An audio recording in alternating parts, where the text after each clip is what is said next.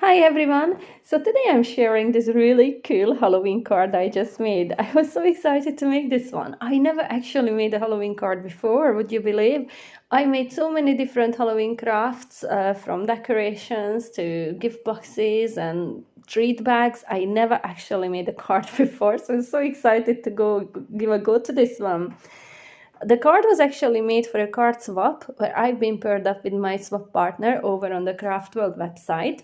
And I decided to go with the pop-up front panel card so I could share this in the Fancy Fold Craft Challenge Facebook group. If you haven't yet heard of it, go and check it out. I will link to it in the description box below.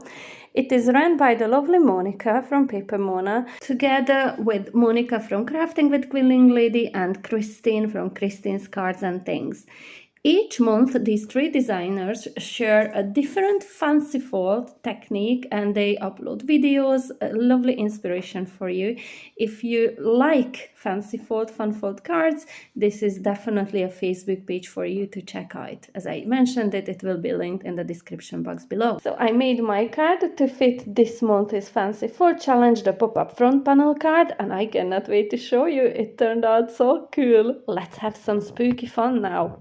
For my card base, I chose heavyweight, and this is from the Lidl cardstock range, black cardstock. This piece measures 12 by 6 inches. On the 12-inch side, I scored in at half an inch, 2 inches, 3.5, and 5 inches. And I set this aside. Took another piece of the same black cardstock, which measures 8 by 6 inches. And on the 8-inch side, I scored in at half an inch and at 2 inches. And this piece of black cardstock measures 6 inches by 3.5. On the 3.5 side, I scored in at 3/4 of an inch, 1.5, 2.25, and 3 inches. To add some mats and layers, this holographic piece of cardstock measures 5 3/4 by 5.5 inches. And the white piece of cardstock to go on top of this will measure 5.5 by 5.25 inches. And now it is time to start preparing our card base, and I start by folding and burnishing all the score lines. I added my liquid glue to the half an inch of a tab, I folded back on itself, and it created that square-shaped pop-up element on the bottom of the card. I took the smallest piece that we had scored earlier on and also added my glue to the half an inch of a tab, and this created which will be my next pop-up element to decorate the front of my card. This will all make sense in a wee while when we are assembling it all and gluing it all together. For now, I'm just arranging everything on top of that panel just to try to find out placement for all the different items and just to show you in here which way this pop-up front panel will work. So I will be gluing, again fold and burnish this here, and I will be gluing this on top of that larger square that I created on the bottom, and then the half an inch of a tab will be facing towards the top of the card.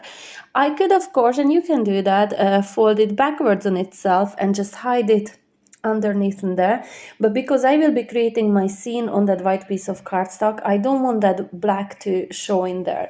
Monica from Paper Mona, her video will be linked below, had a very clever solution to hide that half an inch of an overhang as well, so go over to her channel to check her video out. So I'm going to be using several different products to create my scene at the background. I start with this moon, and these moon masks are by Tim Holtz, and I got this from Craft Stash. Very clever. There are 3 different sizes in the package, both stencil and the mask.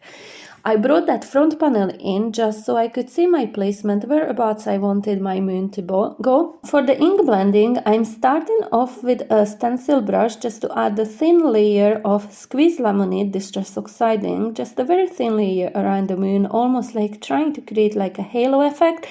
But you will see me later, I will come back and I add stronger colors. It's just the way ink blending tends to take me on a little journey. I have an idea in my head and then it turns out to be completely different. It gives different results every single time I do some ink blending. And I absolutely love how this one will turn out. Just wait and see. So the green ones that I'm using are Twisted Citron, Cracked Pistachio, and Mowed Lawn. And I literally will just keep going back and forth with all these 4 colors until I get a blend that I really, really like.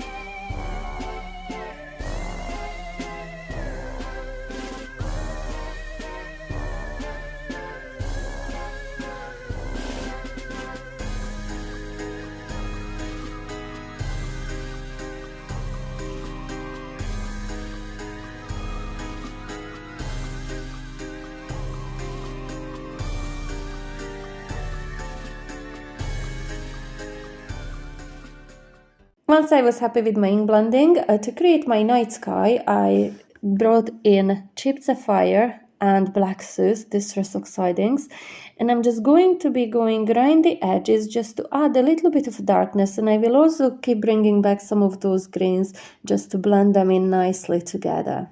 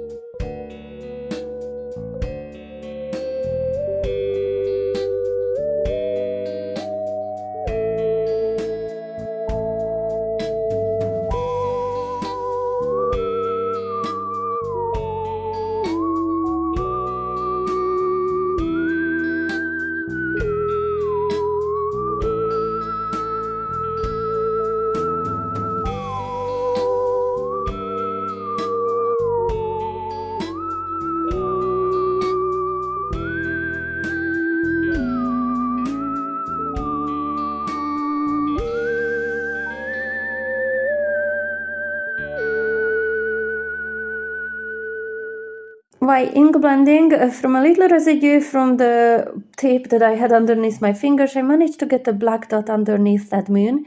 So I decided to add some black splatters just to hide it, conceal it, blend it in a bit. So I used my water brush with a black soot, distress oxiding, and I just added loads of splatters, and I covered up my moon with the mask because I didn't want it to go on the moon itself.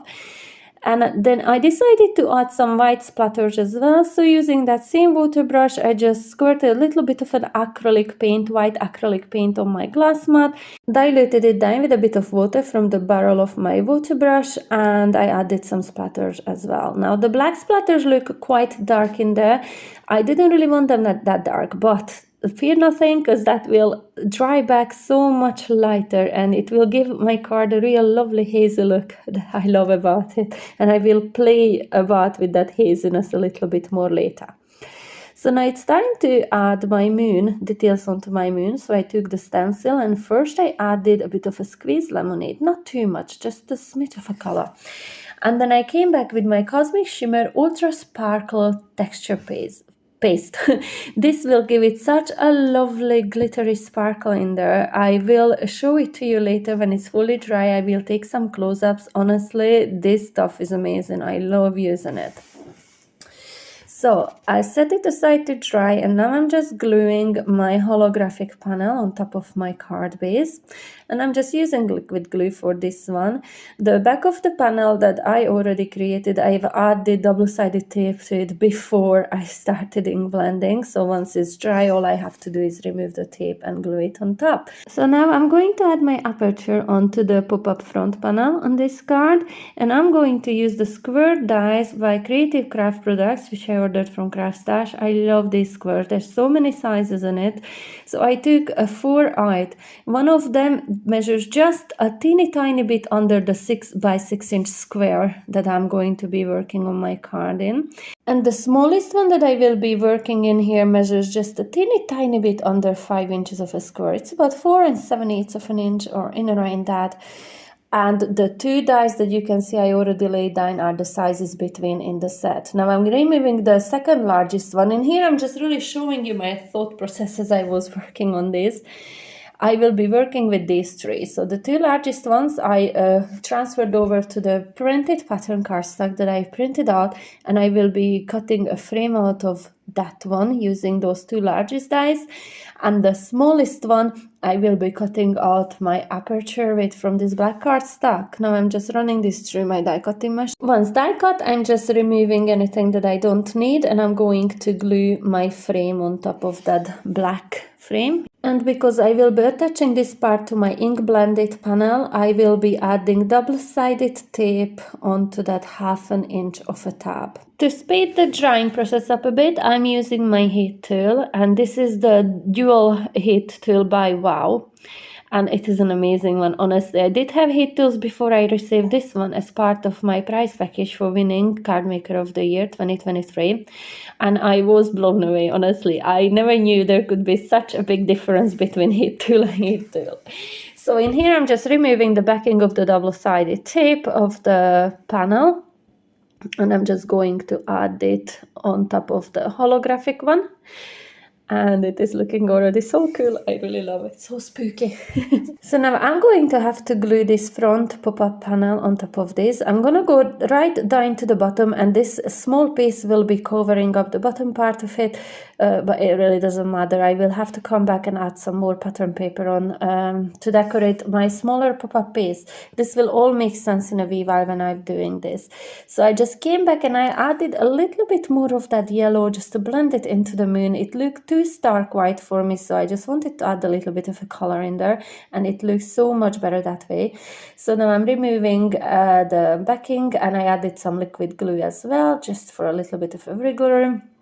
And now it's starting to come together very nicely. So I'm adding my liquid glue to the back of the smaller pop-up piece.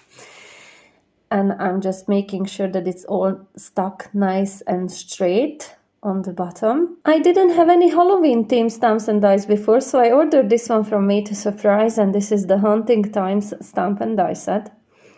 And I did some of the images. I colored in a witch, Dracula, and then I also stamped out some outline images of a witch and was a spider. I think it was a spider in here, which I ended up not using on the card. I decorated the envelopes with. I just stamped them out anyway because I was really unsure which way I was going to go with the card. I thought I would be using the silhouette of the witch, but then I really, really love the colored in version. And the two bats, I colored those in as well. And I used my Triblend alcohol markers by Spectrum Noir to color all these in, and it was so much fun. I really enjoyed doing that. So I wanted to use a spooky house or a spooky castle die, but I didn't have any in my stash. So I created this file on my silhouette die cutting machine, and I also cut out an outline in orange just to give some glow to those windows at the background. And I also wanted to use some spooky trees to decorate this, but I didn't have any dies again, so I cut this out on my silhouette die cutting machine as well. Now, if you're a Halloween craft lover, you would probably have all these in your stash anyway, but if not, going online and trying to create digital files is just an amazing way to add all different elements to your lovely makes. And now it is just down to decorating, arranging all the different elements, and this took me probably about 500 hours. I kept changing my mind about what to put where, but this is the beauty of card making. You can change your mind. So these hills are from another Made to Surprise set, and it is that one, but I just cut the trees off, and this one is the Woodland Folk Square Additions set. And in here I'm arranging them the way I had them in mind first. I wanted those trees to be really on the foreground and like you look behind the trees to reveal the scene in here. But then I really changed my mind, and I'm so glad I did. I decided to put these on the background, and they looked so much better in there. The beauty of card making and making handmade projects is that you can change your mind 1,000 times over, and it will still look beautiful. I really loved how it turned out at the end. So I'm just using a bit of a liquid glue to glue this onto the background. And you will see in here I miss a bit, and how will I come back to add a little bit more glue in the branches that didn't get any glue on. So I'm just taking a backing of a double-sided tape with a bit of a glue, slide it under those detailed little branches and tap a little bit of a glue on them. And this way there's no usage. It only really picks up as much glue as it needs to stick to the background. It's perfect. So now I'm adding some double-sided foam tape behind the witch, behind the bat, and then I'm arranging the next layer, which is the castle and the Dracula. They will be going on this hillside. So I'm adding a little bit of a glue on the back piece of the castle, and I'm deciding to offset it a bit. I think it just adds to the spooky look to have those lights coming off the side as well. So that is the little door, which I will be adding on later, but I will add some more color to that one. I don't want it to be the same color as the castle itself. So I just glued my castle onto the hill and then the hill onto the pop-up part of the card, and now I'm going to add a bit of a glue to Dracula. and it's coming together real nicely. So I'm going to take this another, oh, the bat, yeah, the bat will be going onto the top right corner in there. I just love how this is coming together. And this is another piece of hill which I decide not to use because I wanted to add the trees in there, but then I decided to add the tree just onto the background as well, similarly to the other one, only this one goes the other direction. So then I just use the scrap piece of cardstock just to tap it down to make sure it adheres very well to that inky background in there. How cool is this card? It's already looking so well. I have to decorate the top part, which my first idea was to use the same kind of cardstock that I used on that frame.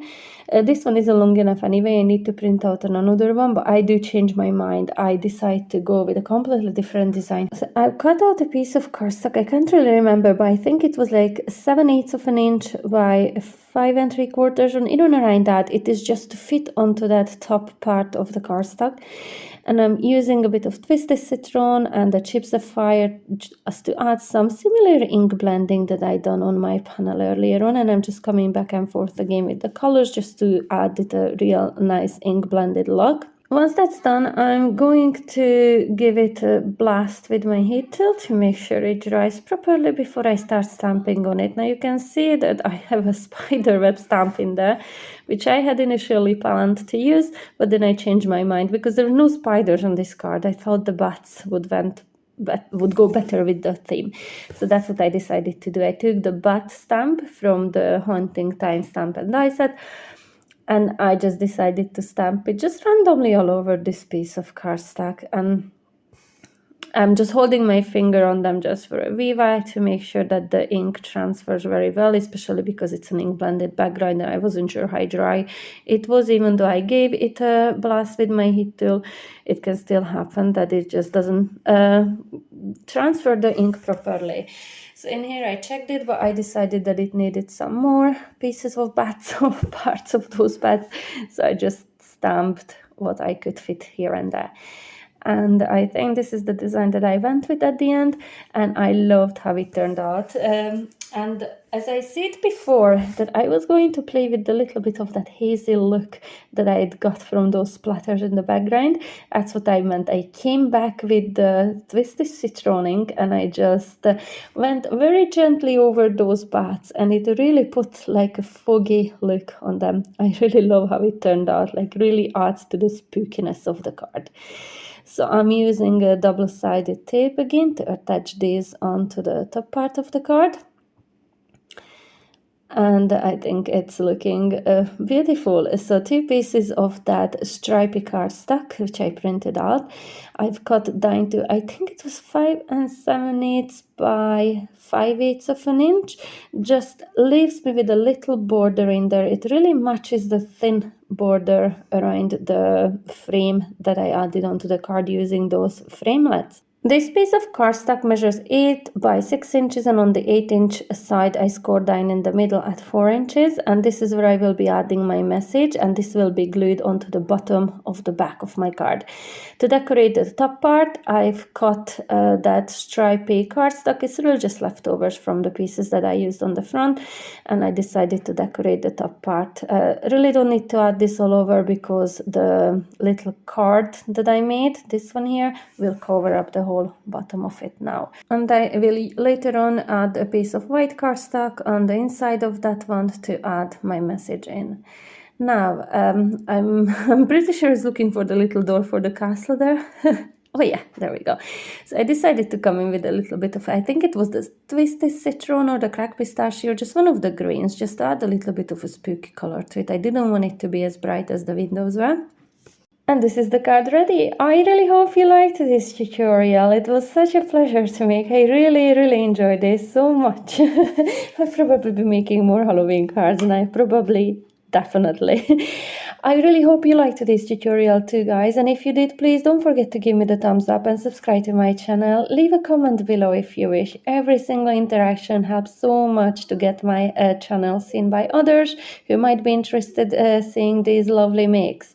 And do not forget to check out the Facebook group that I talked about for the Fanciful Challenge. It's all linked in the description box below. And I will be back very soon with another video. I really hope to see you then. Until the next time. Bye!